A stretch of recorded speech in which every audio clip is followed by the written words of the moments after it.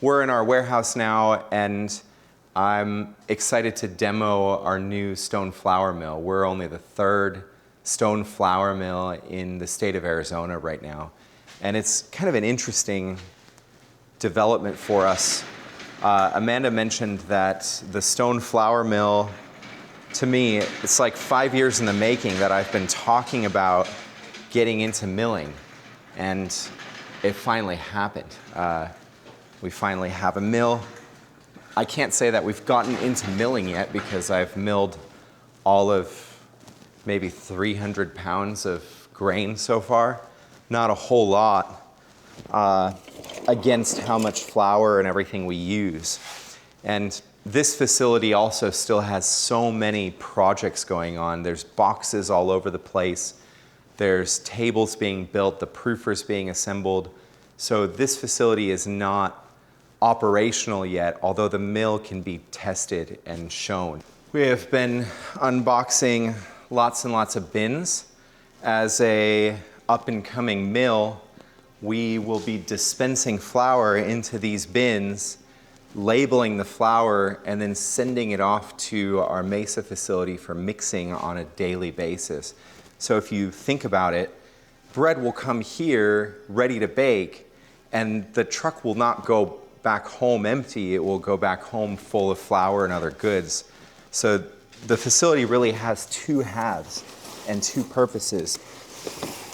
But in setting up bins, we have made a massive amount of boxes. I'm going to end up having a bit of a platform here in the future. Like, you've probably seen them at your local home improvement store when people have to step up on a set of steps and they have a flat surface. And that way, when interacting with the grains up here and moving them from the silo, I have some room to play, because currently I did this on a ladder when we first installed the mill, and now I have just a slightly upgraded version in a step, but that platform would make my life a lot better. So I'm gonna get the mill ready to fire, and then we'll get it started. This is Rouge Bordeaux from our state here in Arizona, grown here. Then it was cleaned, and like the outer layer of the wheat berry was husked, and so you're left with just the whole wheat berry in here. And so we bought these from our local grain cleaner, Grain R&D. They're the ones that have a direct relationship with the local farmers that are growing heritage grains here in the state of Arizona. Rouge Bordeaux is a heritage grain that has been adopted to Arizona. It comes from a different place, and it grows really well here. But we have our own kind of iconic grains that have been grown here continuously for hundreds of years, like white Sonora, and I have a pallet of that as well. So the mill allows us to make better bread. It's actually going to change so much about proof, but not in the way of changing like from our core identity, rather enhancing who we've, I think, always been. We've always tried to make the best possible bread in our area. And by having access to local grains that we then mill ourselves, we can fine-tune our flours, and we can build flavor profiles in bread that are really rare. Putting our 100% sourdough focus with a stone mill places proof in an extremely small list of bakers around the country that work at a commercial level to produce naturally leavened breads and house mill their flour. This allows us to get one step deeper in the supply chain. And so over time, just our grain selection will improve significantly. And the other big deal is it will be easier for us to basically play with grains that are specialty, and as a result, very much upcharged by other bigger mills. So, like if I want to make a spelt bread, to pay for the grain is fairly affordable, meaning a grain that's ready to be milled.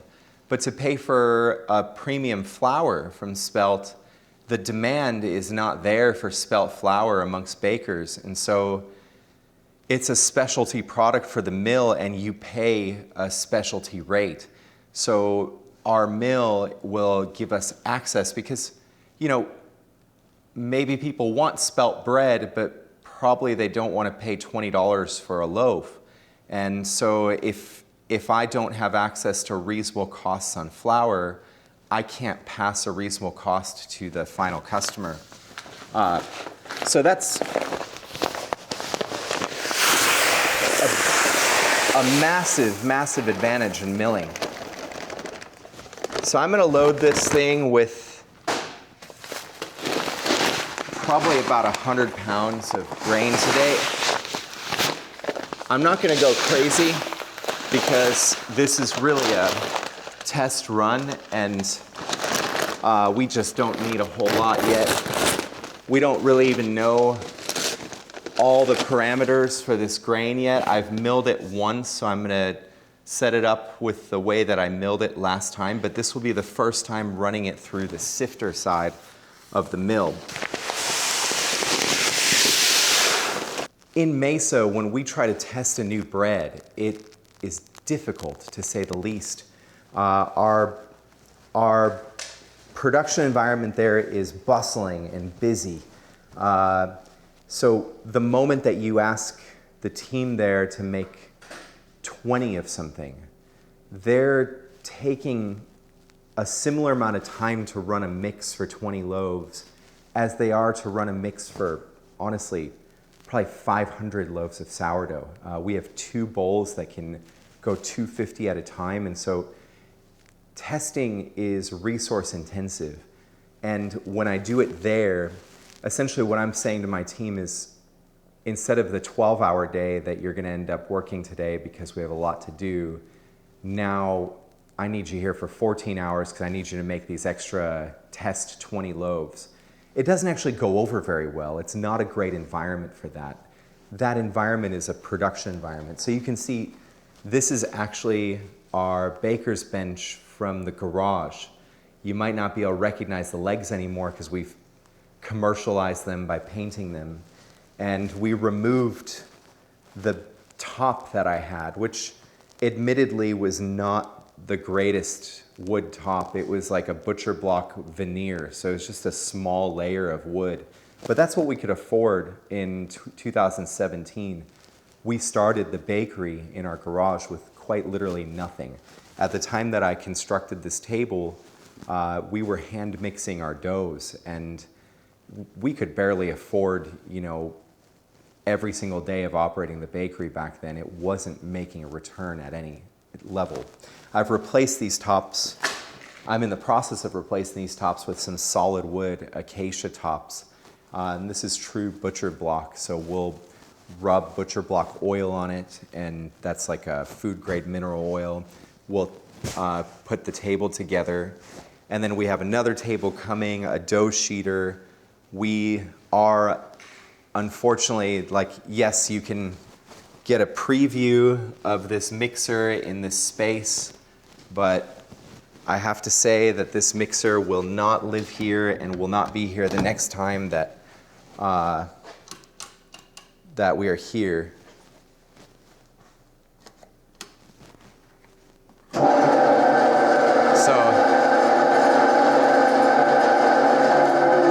it works. This mixer, our original mixer, will stay. This mixer, our second one, which we had jerry-rigged together, like we had gone and bought just standard switches and completely redid the kind of board of buttons. I mean, it's extremely sentimental to us, and it makes good bread. You can mix 120 loaves in it. It runs pretty loud. We are replacing it with a newer spiral mixer that can actually hold just a little bit more flour, 3 bags instead of 2. And I think it's just a good investment to this facility because this is a very old device. and we're going to be doing a lot here. I want to kind of have a nice clean start. I believe in this planetary mixer, albeit its age. I think it's a workhorse that's not going anywhere anytime soon. This one probably would last too, but you can't buy parts for it anymore, and we've modified it to an extent that, you know, like, if something does go wrong with it, I'm just less confident that I can get it up and running right away. I certainly can, but it's more of a hassle. And so the new mixer will just give us a little bit more predictability in this space. We will be making new bread all the time because of our mill. It essentially builds in creativity into our process. Like, whereas right now in Mesa, creativity is almost a disadvantage.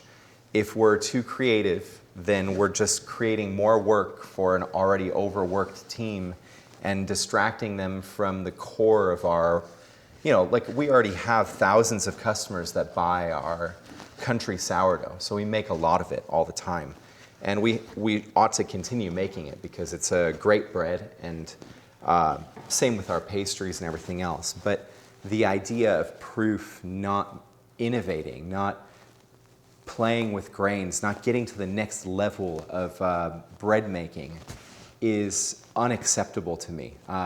So I've really struggled since the new bakery opened with a fight for creativity, where when I make a new bread in our Mesa facility, I realize that I'm in a way upsetting everybody because it's kind of disrupting the flow of the facility.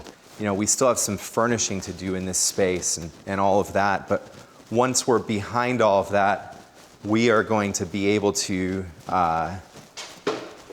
do a lot in this facility, and it's really an exciting time. This is the bottom granite stone, and there's a top granite stone about as thick that's laying on top. And there's this wheel which allows me to shift how close those stones are placed together. There's a very particular mill pattern to stones. You can look at the bakery icons. Oftentimes the logos for a lot of bakeries that do their own milling, a lot of them incorporate the actual pattern of a millstone, because it's a really unique thing to be able to mill your own flour. So we might, I don't think we're going to change the proof logo. It's a pretty set in stone thing, although who knows, maybe we'll come up with some secondary material that includes that type of a graphic. So in the mill environment, I have the main mill, which dispensing this way yields whole wheat. So the wheat berry doesn't actually get separated into anything. It's just the entire wheat berry into this big 55-gallon drum. And my only adjustments are how fine I wish to grind based on the stones coming together, but also based on the speed at which I'm filling the mill. So if you think about it, the grains themselves, these wheat berries, they have mass.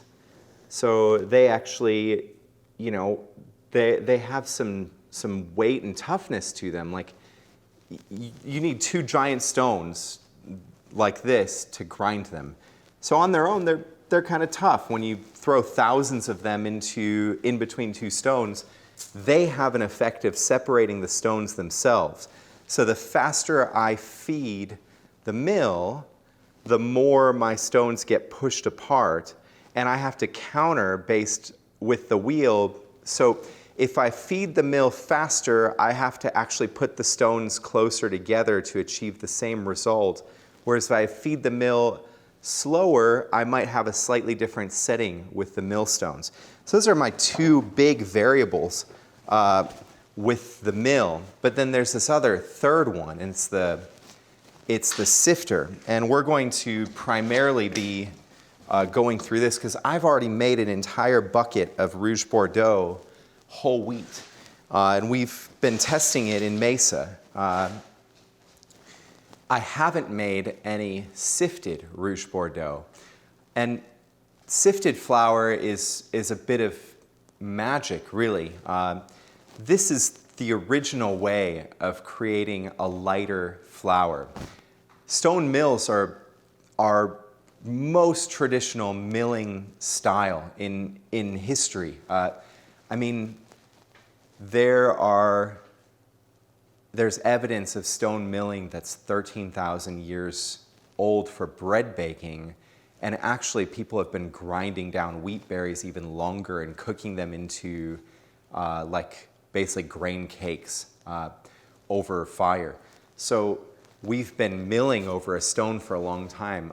Eventually, sometime in history, we learned that we could put two stones on top of one another and do this action for a larger amount with less mechanical effort.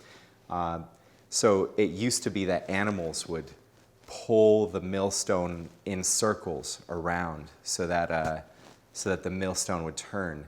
Then we as humans saw that water and air could do the same. So the first original big mills were on rivers. And then eventually those big mills got moved into all over through wind power.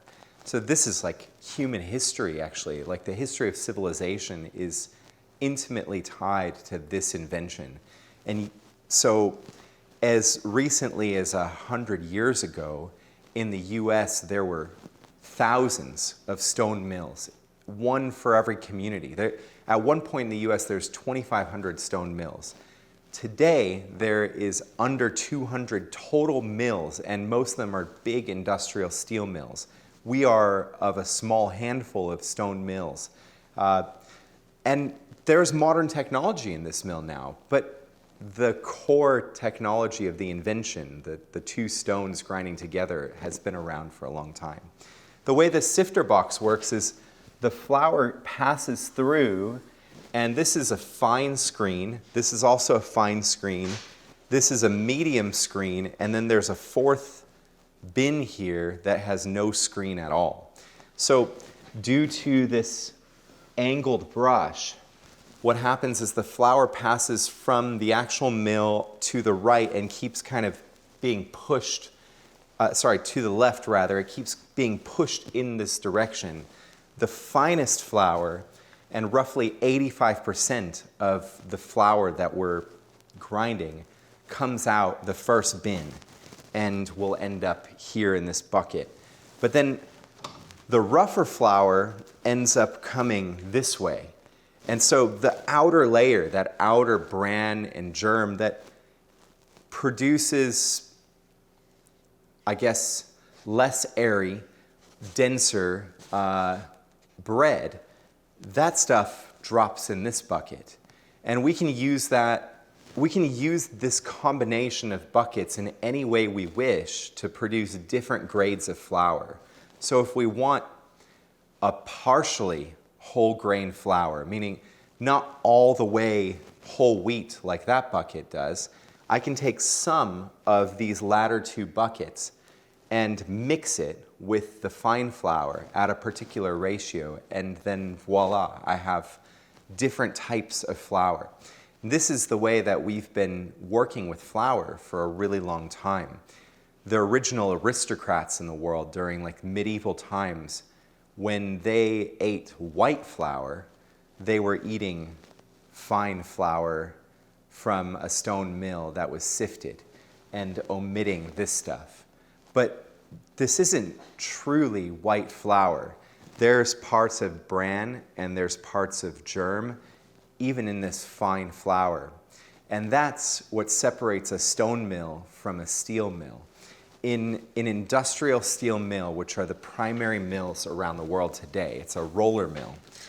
Those rollers are incredibly efficient at stripping the outer layer of this wheat berry. So I'll grab one of these wheat berries again.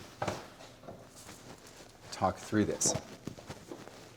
So in a steel mill, this outer husk of the wheat berry strips right off, leaving the 60-65% pure endosperm on the inside. And there is no component of bran or germ in flours that come out of the steel roller mills. That's a huge difference. And it comes to flavor, it comes to nutrition, because a wheat berry holds a lot of its nutrient content and flavor in those outer layers. So the endosperm is more of a pure starch, and it has less macronutrients. It's a very interesting thing. We have downgraded our flour by industrializing it. It is less nutritious, it has less vitamins and minerals. This is why industrial flour mills re-inject grains with artificial vitamins and minerals. I mean, artificially added vitamins and minerals after the fact. So let's go ahead and power on the mill. The first thing I'm going to do is get these millstones going by hitting the mill button, and it kind of powers up like a spaceship. It's pretty cool.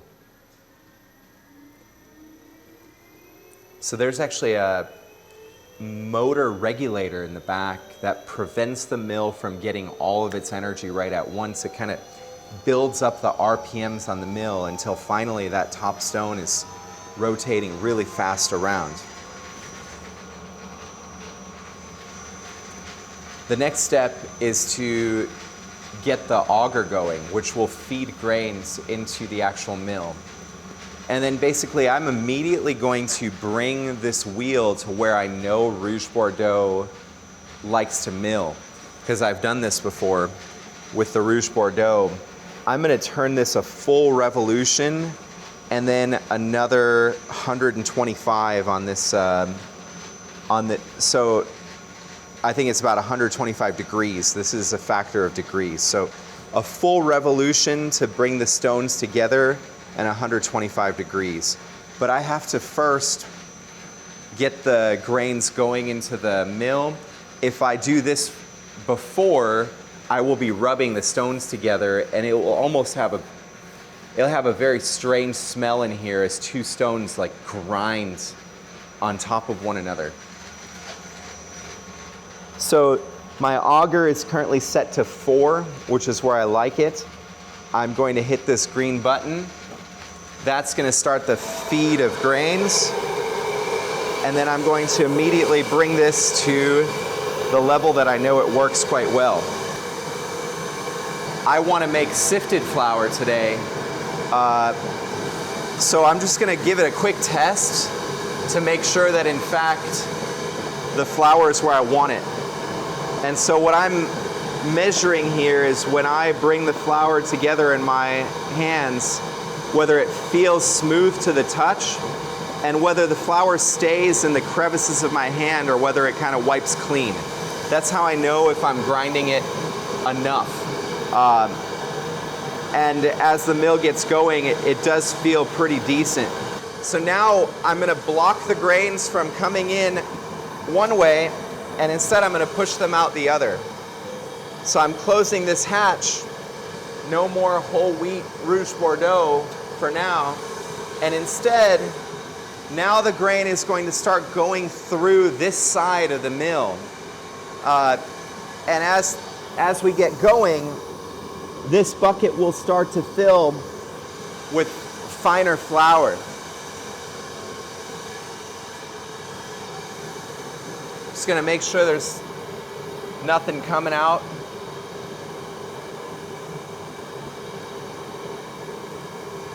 Seems like we're moving grains well right now. So I'm currently milling at an auger rate of 4 on this scale. And it's a comfortable rate of feeding grains into the mill, but it's a relatively slow rate. So it can go all the way to 9. But then I'd have to adjust the wheel, and I already know that this particular mill grade works very well for this flour. I emptied several bags, I think two bags. It's going to take probably about 40 minutes to process all of this flour. So we're going to check back on this in a little while. We don't want the flour to, or the grains to run out of this hopper without adjusting the millstones. So it's important to keep an eye. However, we can walk away right now because we know that it's going to take a moment for all this grain to process through. And it is just so nice and fine. So last week, I milled whole wheat Rouge Bordeaux and I baked with it at proof. But I didn't have all of these proper bins, so I couldn't use the sifter. And so I was using the whole wheat. But now getting kind of this Type 85 Rouge Bordeaux and seeing what it feels like is really interesting. I'll probably be getting a little bit of middlings too, so we'll come back to this later, but that's the difference between the outer bran and the finest stuff. So now that I've separated the stones, I can cut the auger and the mill.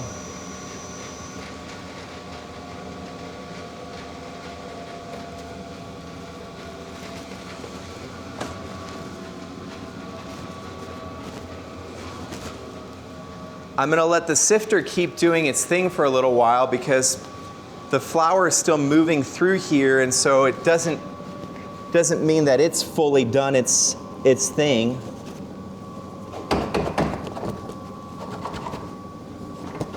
And there's no harm in running the sifter after the mill has been shut down. We intend on hanging a mirror up there so that we can be in this facility and see exactly where the grains are. But frankly, I might actually point a camera at that as well so that I can be in that facility and be watching the mill if I need to, just get a quick check on the mill. Because you don't want that to happen. It's, again, not the end of the world. The mill stones will outlive the miller, meaning these millstones will be around longer than I'll be around, longer than probably my descendants will be around. They're really thick granite. So this is called a gantry crane, and actually it came with our mill. It has the ability of grabbing a hold of the stone itself, that top stone, and lifting it up and out of the mill. And then this attachment to the gantry crane here allows you to hook onto the stone and flip it over. And so once you do that, you have two millstones with the exposed lines, those lines, the grooves that basically make the flour. Those grooves are very particular in the sense that it's optimized to make fine flour while stripping away some of the outer layers through the sifter. And there's different patterns through history of millstones, but once in a while you have to actually pull the top stone out and basically rough it up. You have to get it to be, because granite rubbing together over time smooths and polishes, and it needs to have a certain amount of roughness to it to grind flour effectively. So that's called redressing, and it's going to basically be a full day's worth of work every so often. The millwright thinks the first time I have to redress might not be for about a year, but I've talked to other millwrights that claim that, or other millers that claim to redress as often as quarterly. So I think it's a function of how frequently you're milling. And now we'll pull out the flour and get a feel for the difference between these bins. So let's start with the rough stuff, the middlings. This is what we were dusting boards with when we bake. Here's the medium screen, and it's also pretty rough. This is the second screen. And then this is the primary. So this is the same grain, but this one has the whole wheat in it. and this one is sifted. It's just ever so slightly different in color. And you can see that the finer middlings and the coarser middlings is what's been sifted out of this one right here. So if you were to mix these together, it becomes this one all the way on the left now. And you can feel it too. So if you feel the whole wheat, it's got a bit of grittiness to it. Slight. I mean, we're grinding it really nicely. But then when you feel this, it's got a lot of powdery feel to it, just a lot of lightness. And then this third bin feels like fine sand, and this feels like flakes. That kind of outer skin. Infinite nuance in testing. What is the right ratio of flour composition? You know, what grains should we combine together for their flavor and their aromas and their nutrient profiles? What breads will we then build? It's like obtaining a much larger canvas with which to play. I'll show you what we've had instead. As just simply a baker, I'm limited to what I'm sent. So, you know, this organic type 85 malted wheat flour was prepared for me. It comes out of a regional mill, which mills at a pretty high scale, and it's a nice grain. I'm not trying to say anything negative about, you know, our regional milling partners. They are still going to be providing us some flour, especially our pastry flour, because that gets so fine that a roller mill just does a better job than a stone mill does. But in general, I can't change the actual wheat berry in here. You know, here I have white Sonora. It's an Arizona heirloom grain that provides a certain type of flavor and richness that I can use in any sort of combination with Rouge Bordeaux. I can buy my own hard red spring, which is likely the underlying grain in this pre-packaged flour. The thing about wheat is that farmers want to grow the most efficient wheat for the right return for themselves. They are also running a business. And as farms have gotten larger, and as grain co-ops have also gotten more commoditized, meaning you as a farmer can drop off your grain supply and kind of mix it in with all the other grain in a particular area of the country. Well, there's a lot less traceability down to the actual grain that's being used. So farmers focus on the high yielding stuff, the stuff that's kind of tried and true, that allows them to have the largest return on their investment in their land. Although, as a miller, I can now contract farm. So I could get a farmer to grow me X amount of acres of a particular heirloom wheat, and we can agree on a price up front. They'll even agree to terms of quality and testing. It's a really interesting dive into the world of actually dealing directly with farmers that are growing the wheat that's going into the bread we're making. I got these grains pre-packaged in 50-pound bags, and that will be the situation some of the time. We'll have a platform here where we can climb up and we can, you know, put 5 bags at a time in the mill. It's, you know, not too big of a deal. But there's a better way, and actually a more cost-effective way for me.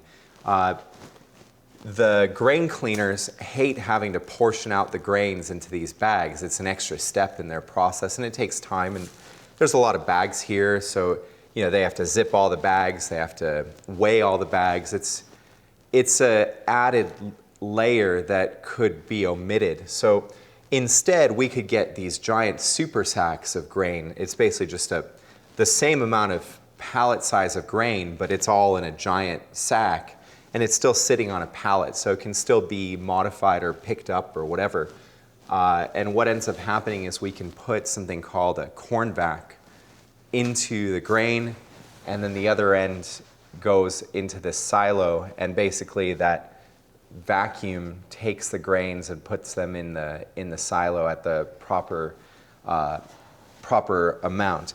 The only thing I have to do is up here, I have to make some markings on the silo to find out how much weight of grain I need to fill it up with at a particular level, because you want to have some predictability. These bins can only hold so much, and so you don't want to overload them.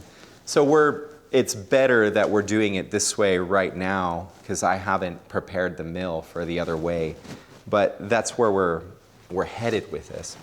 My goal would be to be able to wheel this bin of prepared flour when I'm ready to send it to Mesa, and now weigh it. This is actually a scale, and it's not set up yet, but it will weigh, the amount of actual flour in here. And so if you think about what I can customize as a miller for my production operation, is I could potentially prep the exact amount of flour that my production operation needs for their mix on a given day.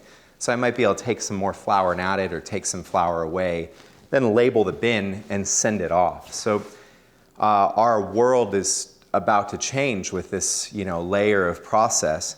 And it's actually the contents of these three that are a big learning lesson, because sifted flour, this is essentially like the equivalent of our Type 85. I know that I can make really solid bread with just this flour right now. I'll make whole wheat flour as well, but I still don't know the right ratios of how to mix this stuff. It's kind of like maybe somebody that wants to become a bartender. They don't know how to mix all the drinks, when they first start.